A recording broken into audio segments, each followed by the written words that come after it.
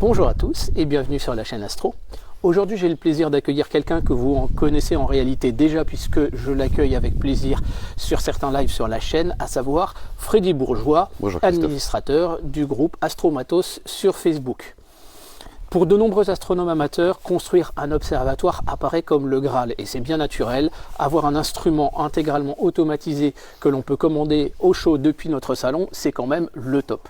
Mais si vous avez regardé un petit peu, globalement, un observatoire dans l'inconscient collectif, c'est une énorme coupole comme à l'observatoire du Pic du Midi, l'observatoire de Meudon de Paris ou l'observatoire de Saint-Véran. Et quand vous regardez les tarifs sur Internet, vous tombez sur des coupoles qui vont vous coûter 10 à 12 000 euros minimum. Et là, ça fait quand même très très mal.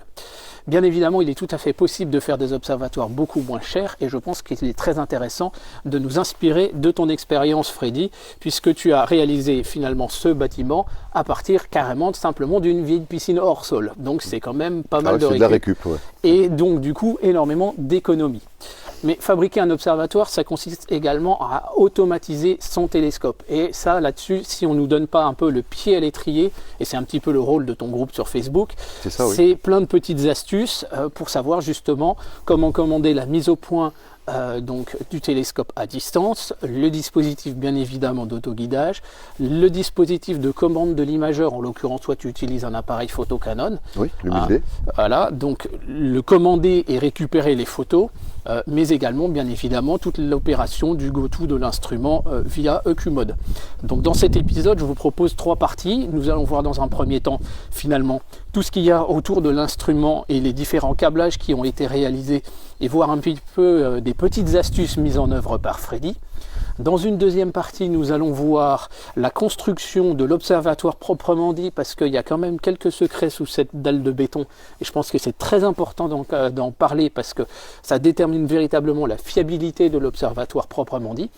Et dans une troisième partie, nous allons voir les résultats, à savoir les photos que tu as faites avec cet instrument en étant bien au chaud dans ton salon. Voilà, et c'est maintenant sur la chaîne Astro.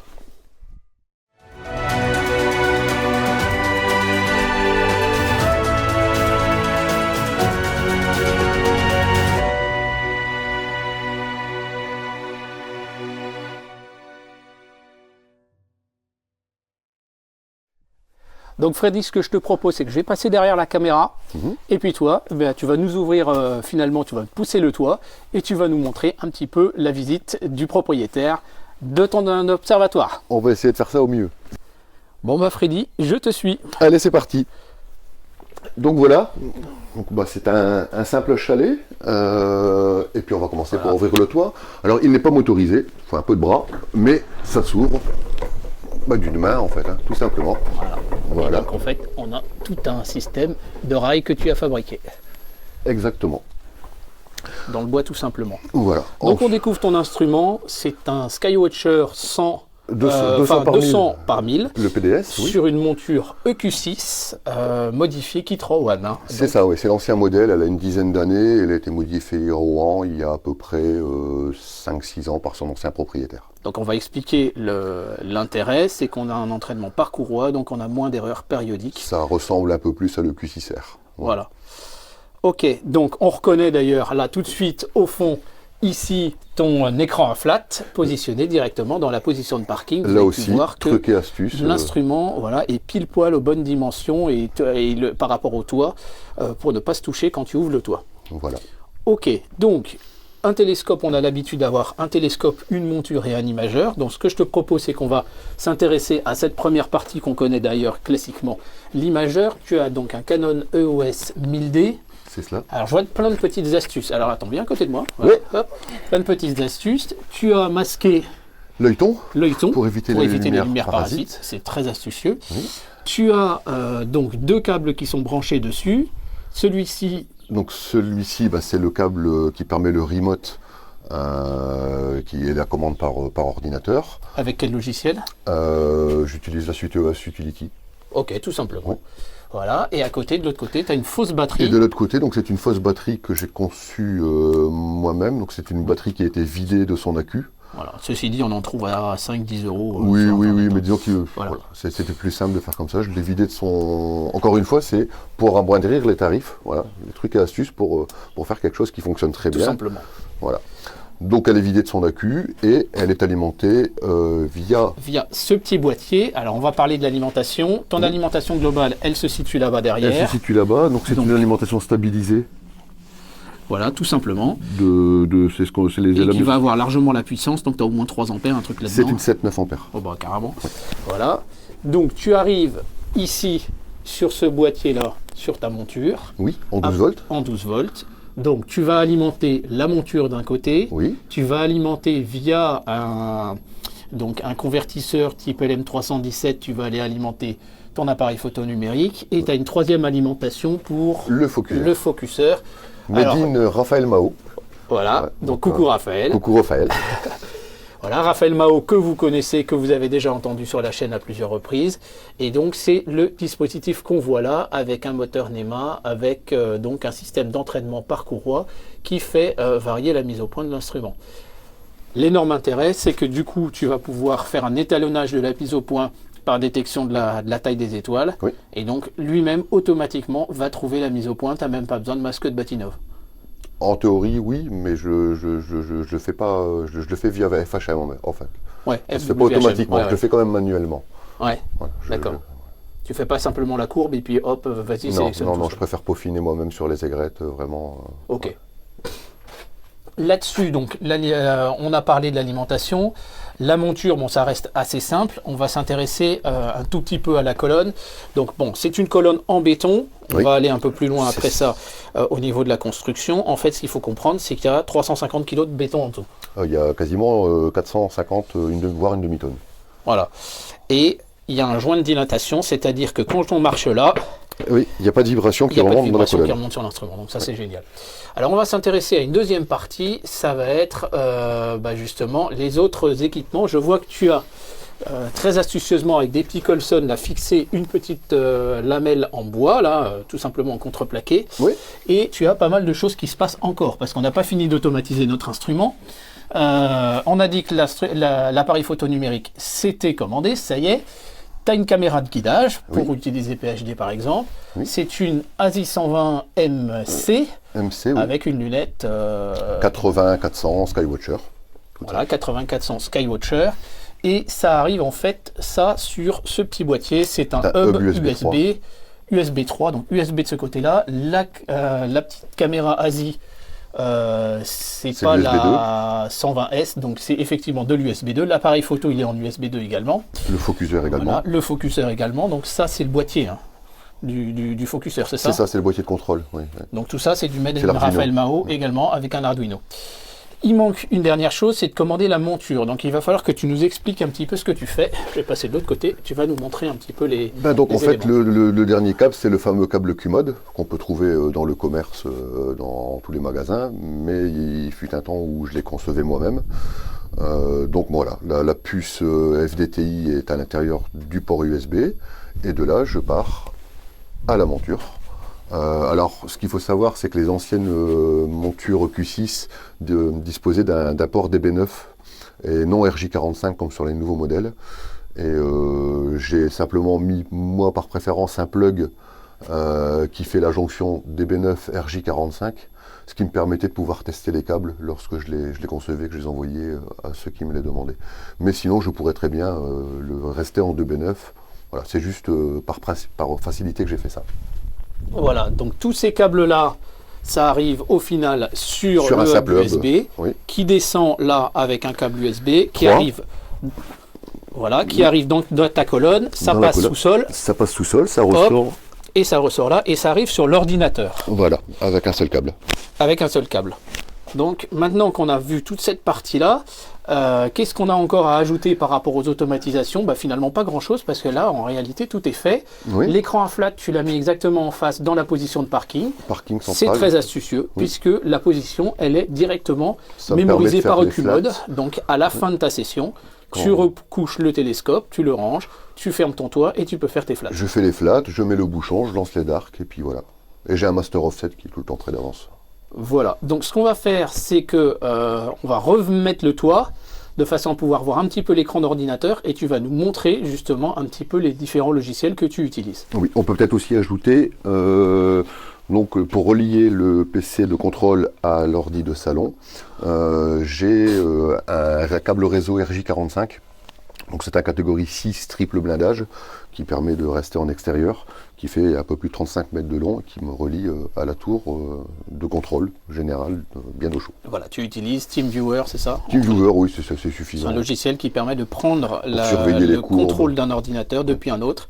Et là, ta souris devient la souris de cet ordinateur, C'est le ça. clavier devient le clavier, etc. Donc c'est comme si tu étais présent physiquement sur cet ordinateur. Oui, oui. Allez, on ferme la coupole et on monte les logiciels. Ouais, alors, pour la fermeture, c'est pareil que dans l'autre sens. On pousse. C'est pas si compliqué. Et voilà. Ok, Freddy, les logiciels que tu utilises maintenant pour commander ton télescope. Alors, pour commander le télescope, j'utilise la suite Stellarium via EQMode et le petit logiciel Stellarium Scope. Donc en fait, c'est Stellarium Scope qui lance EQMode et Stellarium en même temps. Ça me permet de faire la jonction entre les deux logiciels. Les dernières versions de Stellarium peuvent se passer de Stellarium Scope, on peut le préciser. Mais bon, voilà, je reste sur ce système. Parce qu'en un clic de souris, tout s'ouvre d'un coup, tout est automatisé. Et puis voilà, donc après voilà, c'est une simple carte du ciel, Stellarium que tout le monde connaît. Et donc je débarque, je choisis ma cible. Les calibrations ont déjà été faites au préalable, elles sont enregistrées dans Stellarium. Donc voilà mes points de référence. Alors surtout, en général on prend 3 étoiles, mais là en poste fixe, ça permet d'en mettre. Dans Stellarium ou dans EQMode? Ça c'est dans EQMode. Ah oui, c'est dans EQMode. C'est Ok. dans EQMode, mais Dans Stellarium, tu lui dis va à cette étoile-là. je lance un GoTo. Et il va donner l'information à EQMode, Oui. qui lui-même va commander la monture. Exactement. Après ça, donc ta monture là, pour le moment, elle est parquée, bien évidemment. Exactement. Elle est rangée. Donc Oui. ça fait partie du classique quand on a un observatoire fixe. Oui. La petite question, c'est qui va commander les poses sur l'appareil photo? C'est EES Utility. Donc là, c'est complètement indépendant. En C'est fait. complètement EQMode indépendant. ne connaît pas. Donc si j'allume l'APN, j'ai EES Utility qui va automatiquement se mettre en route. Ah oui, parce qu'il va le détecter comme connecté en fait. Voilà, ça marche très bien. Il faut juste le temps qu'il se lance, hein, voilà, comme tout logiciel. Voilà. Et à partir de là, donc je suis en mode bulbe, je règle mon ISO, Ok. et puis ici je vais venir régler mes séquences. Et tes temps de pause. Et Ok. mes temps de pause. Voilà. L'autoguidage, tu le fais avec PHD. PHD Guiding et le Ok. dithering via PHD Max. Et PHD Max, il va stopper les pauses sur... Non. Alors non. Comment tu vas faire? Alors il stoppe pas les pauses, c'est-à-dire que Donc attends, il faut quand même préciser. Hein. Donc il faut juste préciser le principe des prises de vue. Avec donc Stellarium et EQMode, on oriente le télescope vers la zone qu'on veut photographier. Oui. Ensuite, pendant une prise de vue, il faut qu'on soit parfaitement orienté, parfaitement en train de viser nos étoiles, notre cible et tout ça. La conséquence de ça, ça veut dire qu'il ne faut pas avoir d'imprécision. Donc on utilise donc PHD2 pour faire l'autoguidage avec la caméra de guidage qu'on a vue, et donc ça corrige l'orientation du télescope. Entre les poses, il est recommandé de déplacer le télescope, enfin de déplacer globalement l'orientation de quelques pixels pour pouvoir s'affranchir du fait que les pixels n'ont pas strictement tous la même c'est ça, sensibilité, au stacking. et Ouais. donc d'essayer finalement de lisser encore plus que simplement les offsets et les darks qu'on a déjà vus, de lisser encore plus les imperfections du capteur. C'est ce qu'on appelle le dithering. Et donc le dithering, tu le fais Via avec PHD PHD Max, Oui. mais donc lui, il va en fait Stopper le guidage, il va stopper le guidage, il va déplacer faire une commande de quelques 3 pixels, pixels, droite-gauche au bas, oui, ou en et spirale. ensuite relancer le guidage. Voilà. Mais l'appareil photo, qu'il arrête. Alors du coup, concrètement, comment tu fais pour avoir tes poses qui sont faites et qui sont commandées par EOS Utility, et de l'autre côté, ton dithering qui est commandé par PHD Max, et t'assurer que tu n'as pas le dithering qui donc, se fasse qui se fasse pendant ta pause. Donc en fait, le PhD Max, lui, va couper le guidage et faire sa séance de dithering. Il va me déplacer ma petite étoile de 3 pixels. Donc bon, l'icône de lancement, elle est là. Hein. Elle est là, oui, voilà. Et dans ES Utility, simplement, je mets mon temps de pause de prise de vue unitaire pour mes brutes, donc en l'occurrence là, 2 minutes 30. Et simplement, je vais rajouter à peu près 30 secondes à ma pause brute. Donc j'ai une prise de vue à intervalles réguliers de 3 minutes. C'est-à-dire que sur 1 heure de temps de pause effectif, en réalité, je récupère que 50 minutes, vu qu'il y a 10 minutes de perdu en dithering. Mais ça améliore quand même vachement. Mais la réflexion, c'est que tu gagnes plus que ce que tu perds. Ah oui, mais carrément. Voilà. Ouais. Ça fait partie des petits secrets. Alors Freddy, est-ce que tu peux nous montrer un peu ce que ça donne quand tu commandes ta monture? Allez, vas-y, hop. Alors, donc du coup, là, je suis en position parc garage, qui me permet de refermer le toit, sans problème. Et puis, donc, je peux partir directement en position parc général, comme l'on fait habituellement sur la polaire. Donc, simplement, je vais choisir la position parc homme. Je vais débarquer la monture. Monture débarquée. Ce qui est agréable, c'est qu'elle parle.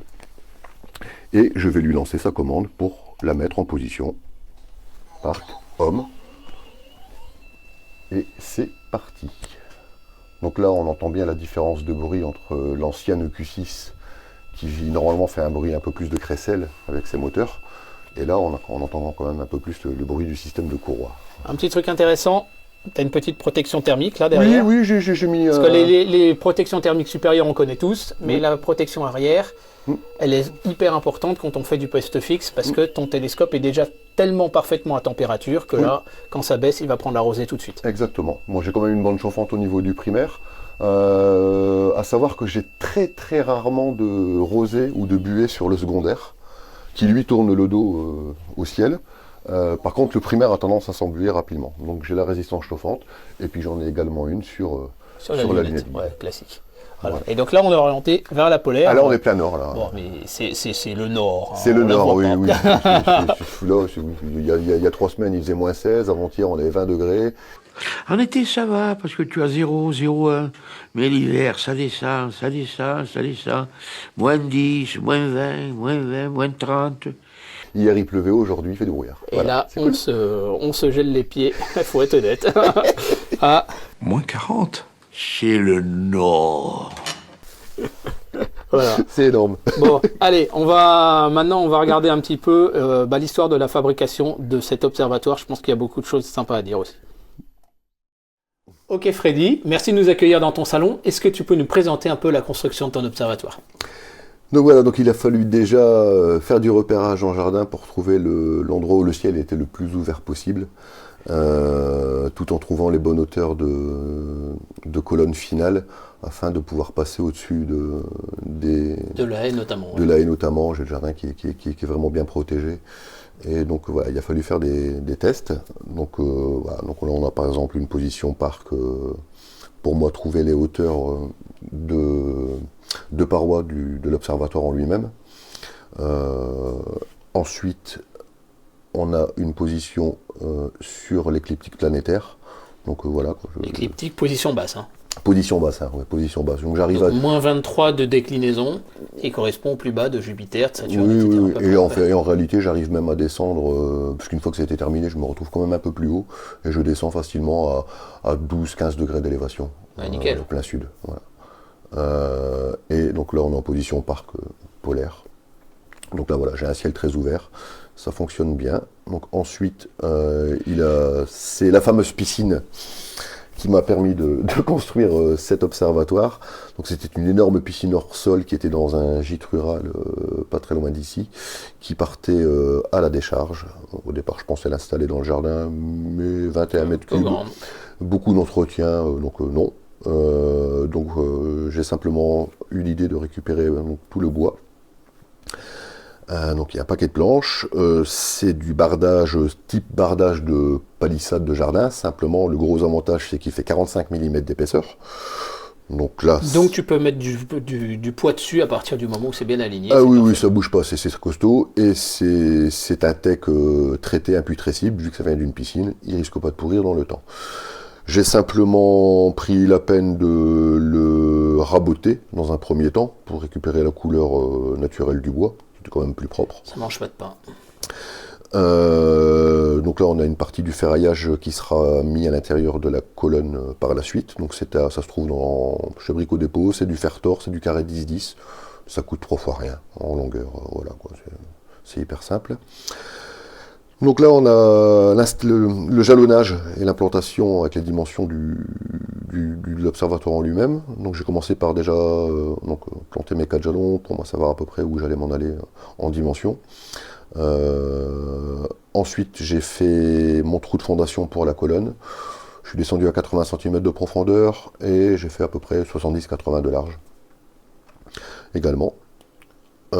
Ensuite, j'ai commencé donc l'installation par elle-même des parois. Il a fallu décaisser un peu le terrain parce que c'était pas droit pour avoir une base bien nette.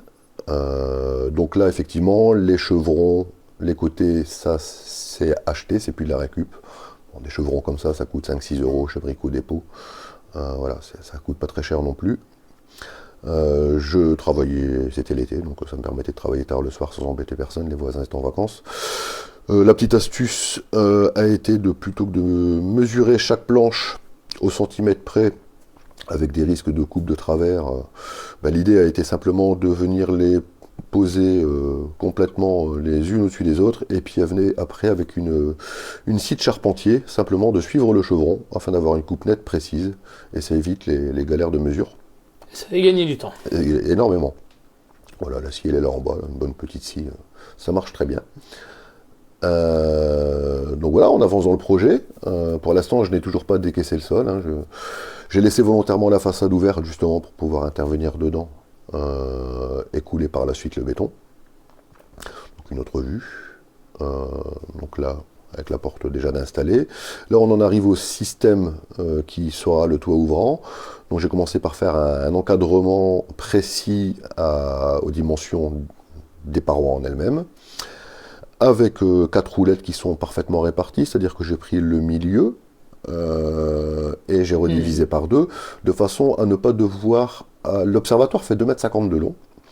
Si j'avais mis les roulettes aux extrémités, pourquoi pas une au milieu, il aurait fallu que je fasse un carport de 2,50 m également. C'est pas idiot. Le fait de recentrer les roulettes, ça a exactement le même rapport poids, mais ça m'a permis de faire un carport un peu plus court.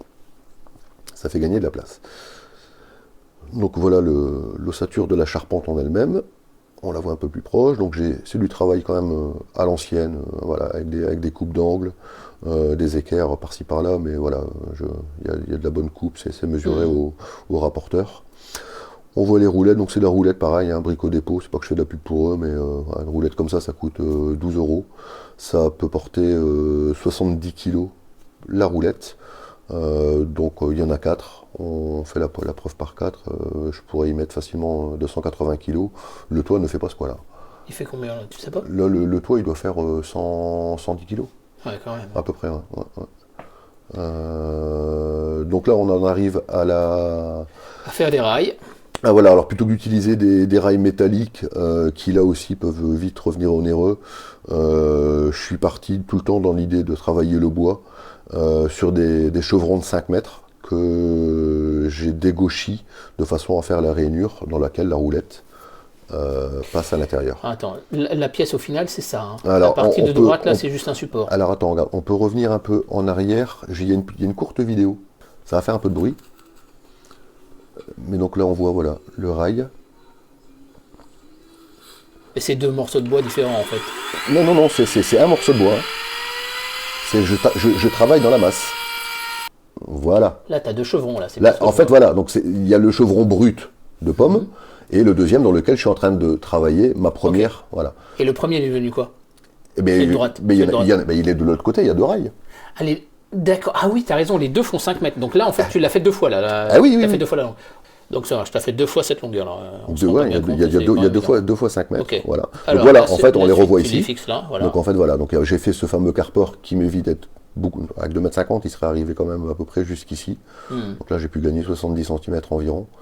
Donc voilà, il y a un rail qui est ici, il y a l'autre rail qui est derrière. Ils sont boulonnés à travers l'intégralité de la façade. structure, ouais. Il y a 4 tiges filetées diamètre 18 qui maintiennent le tout ensemble, donc ça ne peut pas bouger. Les chevrons sont eux-mêmes descendus à 50 cm sous-sol et bétonnés. Aussi, d'accord, ça se Oui. voit pas, c'est important de le préciser. Mais quand c'est même. bétonné, oui. Ah, non, il y a du poids qui tombe Oui, oui, dessus, hein. oui, donc c'est bétonné pour pas que ça bouge. Voilà. Ils sont plus propres, donc le toit ouvert. Là, j'avais déjà commencé à mettre, donc il y a une bâche de sous-toiture, toute simple, dans le marché. Bâche de sous-toiture. Ensuite, on passe à l'étape bétonnage. Donc là, c'est ce qu'on appelle du mélange tout venant. Ça ne coûte rien du tout. Faut compter 30 € la demi-tonne.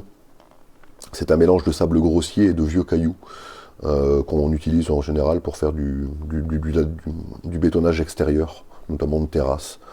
Voilà, donc ça coûte rien. Dans lequel il faut rajouter du ciment et de l'eau pour avoir un mélange béton.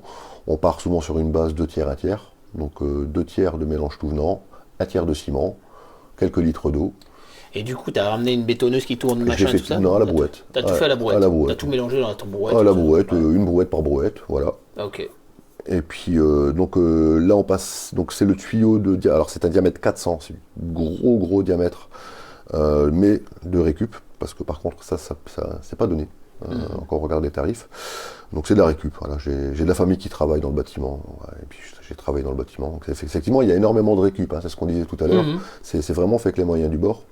Je peux pas quantifier en fait la vraie valeur du chalet en lui-même. Pas évident. Hein. Je peux pas.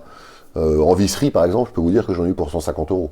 Rien qu'en visserie. Ça, on le sent passer quand même. Ouais, mais après, voilà, je peux pas quantifier si j'avais dû acheter le bardage bois et l'intégralité des. Je pense qu'il aurait eu pour au bas mot, je sais pas, 700-800 €. Donc, vachement moins cher qu'une coupole à 12 000. Oui, mais au bas Ouais, mot, au bas mot, Non, mais je comprends 700-800 bien, €. Donc là, après, voilà, donc bon, la première implantation du tube pour voir un peu ce que ça donne. Je ne l'avais pas encore décaissé, c'était des tests vraiment. Les photos sont pas forcément dans le bon ordre.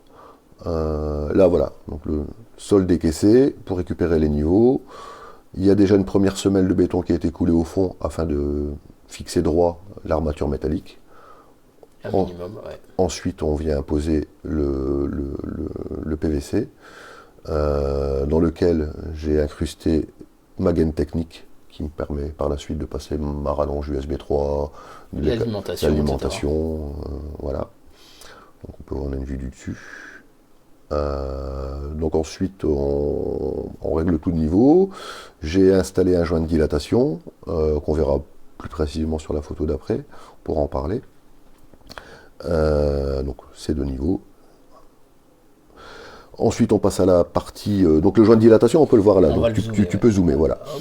Donc en fait, autour de alors qu'est-ce qu'un joint de dilatation? C'est simplement un joint de mousse qui isole mécaniquement la colonne de la dalle béton, ce qui évite toute vibration, remontée de vibration dans la colonne. Je peux me déplacer pendant que je shoote sans problème autour de la monture.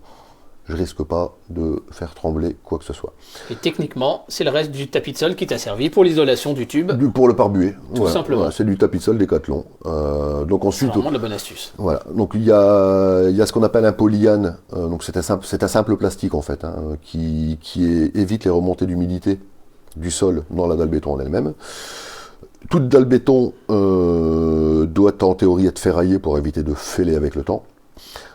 Généralement, on utilise pareil des cadoratures spécialisées dans le domaine. Là, en l'occurrence, je savais que ma dalle béton n'allait pas faire plus de 5 cm d'épaisseur. J'ai simplement utilisé du grillage de jardin. C'est exactement les mêmes résultats. Le tout, c'est de maintenir la dalle, mécaniquement parlant, uniforme. Et puis voilà, donc après, une belle dalle de coulée. Et pas dans l'autre sens. On voit bien le joint de dilatation. Et ensuite, il a fallu rehausser le tout. Pourquoi? Parce qu'on se rend compte qu'en fait, quand on prend le Q6, la monture de l'EQ6, et qu'on vise le zénith, nous avons 40 cm entre le bord du tube, pour un 200, enfin, en limite, un 150, il serait un peu plus loin, en effet. Mais pour un 200, nous avons 40 cm entre le centre de la monture et le bord du tube. Donc, en partant avec 40 un tube... ou 20? Non, il y a 40, c'est 20 cm au milieu. Ah oui, d'accord. Okay. Voilà. 20 cm au milieu. Donc du coup, en faisant simplement une réhausse diamètre 200, diamètre 20, Tu as la garantie de ne pas toucher. j'ai la garantie que peu importe la position du télescope, même si je ne fais pas de retournement méridien, Mhm. je n'arriverai jamais à en buter contre le trépied lorsqu'on utilise un trépied. Donc voilà, bien centré, bien droit, bien de niveau, dans lequel ça a également été coulé le béton. Ensuite, on passe il nous faut bien un système de fixation. Donc on peut acheter des platines toutes faites, par exemple chez SkyMecha, mais il faut compter pour une Q6 environ 180-200 € la platine. Et l'astuce en fait est d'utiliser un disque de frein. Donc il y a la référence, c'est pour une Q6, le moyeu qu'on peut voir, voilà, le moyeu central d'une 205 ou d'une 306 fait parfaitement 63 mm. Et les 63 mm, c'est parfaitement la taille de l'embase Sur les montures Q6. sur le Q6. Pour une Q5, c'est 61 mm. Et dans ces cas-là, on va utiliser un disque de frein 204, Samba, Elena, Visa. Voilà, ça va fonctionner de la même façon. Donc le disque, il est là, c'est du frein à disque. Oui. Ça, c'est le moyeu. Tout ça, c'est solidaire. Toi, tu as rajouté 4 pattes en acier que tu as percées, Oui. qui vont te servir. Donc ces percées-là, de l'autre côté, tu as quoi? En fait, c'est percé c'est-à-dire que- doublement. C'est percé oui, doublement. c'est- Tu vas c'est- pouvoir c'est- mettre une vis de l'autre côté. Alors, c'est-à-dire que le problème des disques de frein ventilés, l'idéal, ça aurait été d'avoir un disque de frein plein qui n'a pas cette échancrure Ouais. entre le moyeu et c'est le système de ventilation. Normalement, c'est plein jusque cette partie-là. Et là, manque de bol, l'endroit où je devais mettre mes tiges filetées, je tombais en plein dans la rainure. Donc, il a fallu venir souder 4 Et pattes petites empattes, ouais. qui ont été percées, donc ça passe à travers tout le disque, mais il a fallu bien mettre des renforts. Donc voilà, donc ça c'est la partie un peu plus technique, soudure à l'arc, mais ça coûte pas grand chose si on sait faire, ou qu'on peut, voilà, n'importe quel mécanicien va être Après, c'est capable toi de- qui as choisi cette distance. mais j'ai pas... Potentiellement, tu aurais pu percer là. Non, parce que ma réhausse fait 200 mm. Ah oui, c'est pour tes 200 mm. D'accord. Ma réhausse fait 200 mm, donc je peux pas espacer... Ouais, là, t'as 10 là. Là, t'as 10. oui, là, ah, t'as 10. voilà, un peu moins même, Ok. parce que, Parce que les les vannes tiges... s'arrêtent là. Ok, ça voilà. marche. C'est du calcul un peu, mais il a fallu faire comme ça. Donc une fois bien, Faut bien nettoyer, c'est tout neuf. c'est tout propre.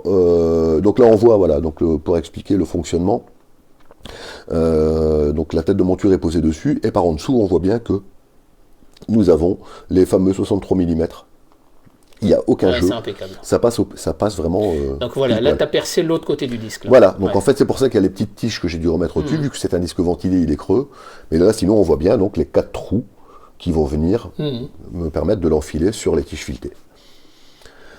Il faut bien un système de verrouillage, comme sur toute monture. Là en l'occurrence, pareil, récupération, système D, une vieille lame de tondeuse à gazon Impeccable. qui sera finalement soudée dessus par en dessous, donc ça marche. Un premier après anti-rouille. Le plus compliqué a été de trouver l'emplacement où mettre le petit téton qui vient permettre de régler Là, en azimut. la mise en station. Donc bon, il a fallu aller sur le T'as fait terrain, un repérage à la boussole. tout un simplement, repérage à la marqué. boussole, Ouais. oui voilà, j'ai mesuré mes axes nord, sud, est, ouest pour dire de pouvoir le placer au bon endroit. Pour pas avoir de risque de devoir trop serrer d'un coup et d'être pris de court. Tout à fait. Si le téton était déplacé 3 à fait. cm sur le côté, la mise en station était simplement impossible. Donc voilà, toujours repérage. Donc ensuite on passe à la partie fixation. C'est de la tige filetée diamètre 16, du boulon, de la rondelle. Pareil, ça coûte 3 francs 6 sous. Voilà, premier test. Fixation, les tiges filetées qui sont très longues, qui descendent très profondément dans la réhausse de 200 mm. Et donc, ce sera coulé dans le béton. Ça sera coulé dans le béton. Voilà. Donc j'ai volontairement laissé des longues tiges filetées, environ 30 cm, par rapport à la colonne, pour la simple et bonne raison que par la suite, je ne sais pas si je vais changer de monture. Donc pour le Q6, cette hauteur-là me convient parfaitement. Maintenant, si un jour, par miracle, je passe à une Q8, il faudra probablement que je redescende, ou même que je change carrément de platine, mais en tout cas, je vais devoir redescendre pour ne pas être pris avec la toiture quand je la ferme. Et dans ces cas-là, si je n'avais pas prévu ça à l'avance, c'était impossible. Donc j'ai volontairement mis des tiges filetées plus longues, simplement il y avait un risque de flexion. Étant donné que là on a quand même une tête de monture qui fait 17 kg, il y a à peu près 13 kg de setup dessus. Donc on est à en gros 30 kg de matériel. Pendant les mouvements, effectivement, les tiges filetées, même si on a 4, il peut y avoir de la flexion. Donc l'astuce a été de recouler ce que j'ai appelé moi un camembert, donc toujours dans le diamètre de 100. J'ai simplement protégé mes tiges filetées par des tuyaux de cuivre au diamètre de la tige filetée. Donc il n'y a pas de jeu sur les tuyaux de Il cuivre. n'y a pas de jeu. Tu coules tout ça et ça empêche les torsions J'ai attendu que ça sèche. de Voilà. faciales, quoi. Voilà, j'ai attendu que ça sèche, et puis une fois que c'était bien sec, j'ai pu démouler l'ensemble, sans problème. Et voilà, donc là on peut peut-être rezoomer un peu dessus. Voilà, et donc en fait, donc j'ai des systèmes de boulons, donc ces boulons-là, Tout bloqué. les boulons du bas me permettent de maintenir vraiment en pression les tiges filetées dans la colonne principale. En dessous, j'ai 4 boulons avec des rondelles qui me permettent de remonter ou descendre le camembert. Et au-dessus, les 4 boulons qui vont venir le maintenir en pression. Et dessus, les boulons qui vont venir maintenir Donc ça, tu peux le retirer. mon disque de frein. Donc ça maintenant, là actuellement, si j'enlève la monture, j'enlève le disque de frein, j'enlève ces 4 boulons-là, et ça se retire comme un... C'est une grosse rondelle en fait, Ouais, qui évite toute flexion. nickel. Ensuite, petit côté esthétique aux couleurs de Skywatcher, blanc et noir, c'est quand ça fait quand même plus joli. Et puis voilà, je pense qu'on a fait le tour. L'observatoire. Le toit fermé, réalisé. Donc toit le ouvert. toit, par contre, tu l'as complètement comblé. Il y a de l'isolation, plus là, c'est un truc bitumé là. Alors ça coûte 8 € la plaque. Voilà, il m'en a fallu 6 pour faire le toit. Ça coûte pas cher. 50 €. Limite les clous. Les clous spécifiques coûtent un peu plus cher, c'est 25 € le paquet de je ne sais plus trop combien, il m'en a fallu, enfin voilà, il y a une cinquantaine d'euros de clous quand même. Et la panne fêtière, pareil, c'est un peu plus cher, c'est 8 € la plaque, mais par exemple la panne fêtière de 60 cm, elle est déjà... Quand même déjà pour une bonne centaine d'euros sans le bois. Et La toiture, oui, la toiture c'est... Mais c'est à pas négliger. Oui, bien sûr, c'est important. Donc il y a la bâche de sous-toiture en dessous, il y a le bitume, et puis et à l'intérieur j'ai isolé de laine de verre, et j'ai remis un lino de récupération au coloris bois, comme on a pu le voir tout à l'heure, qui fignole le tout. Bon, bah c'est impeccable, bravo. Ben, Alors merci. maintenant, ce que je te propose, c'est qu'on va voir tes photos sous la forme d'un diaporama, Oui. et puis en dessous sera écrit le nom de la cible, du coup, un petit peu le setup, mais surtout les temps de pause, de voir un petit peu ce qu'on arrive à sortir avec cet instrument. L'énorme avantage, c'est que, en gros, tu es prêt à shooter encore en 5-10 minutes à peine. Le temps de faire une colline, une mise au point, et puis c'est parti. Ah voilà, c'est le bonheur. Merci Freddy. De rien, Allez, je on t'en remercie à toi pour On ton attaque le passage. diapo.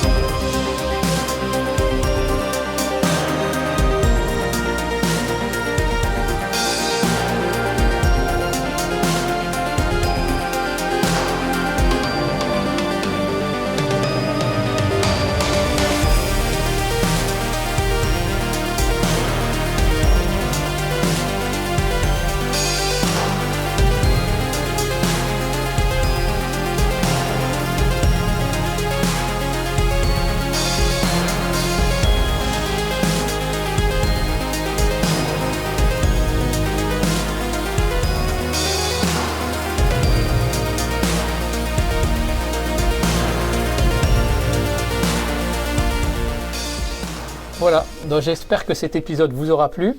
En tout cas, merci Freddy pour ton accueil et toutes tes explications.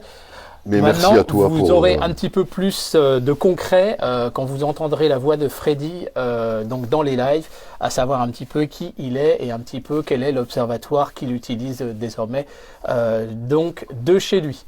Voilà, t'es le bienvenu sur les prochains lives sur la chaîne. Avec grand plaisir, qui sont toujours agréables. J'espère que cet épisode vous aura plu. N'hésitez pas à le partager autour de vous, ça pourra inspirer pas mal de monde. On a essayé de donner un petit peu les étapes.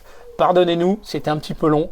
Mais je crois que quand c'est passionnant, je sais très bien que vous restez jusqu'à la fin de l'épisode parce que vous aimez ça et vous en redemandez. Alors on vous dit à très bientôt sur la chaîne Astro et notamment sur les lives. Merci, au revoir. Au revoir.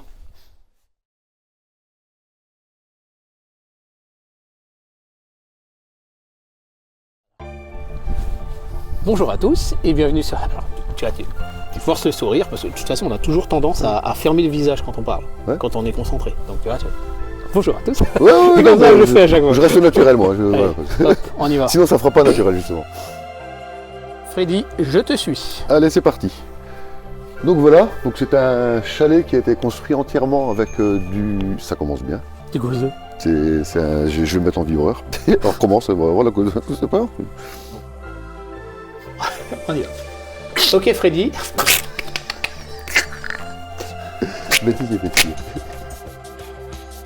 Bon Freddy, je te suis. Oui, voilà, donc je vous présente l'Observatoire astronomique du Roquemet, qui peut paraître un grand mot, mais c'est une réalisation qui me tenait à cœur, qui a été faite effectivement quasiment intégralement à partir de matériel de récupération, à savoir une vieille piscine hors sol de 21 mètres cubes qui partait à la décharge. Donc elle était là-bas. J'en ai profité. Non, elle n'était pas là. Elle était là-bas? Non, elle était au gîte du Meunier. Ah merde. Bon, elle est tombée au coup. Hein. Et puis, non, attends. Ah, je l'ai tué là. Tu m'en rajouter une, ça y est. Non, elle était pas là. Non, 21 mètres cubes, ça passe pas dans le jardin. Ça fait 6 mètres carrés, ça c'est un truc de ouf.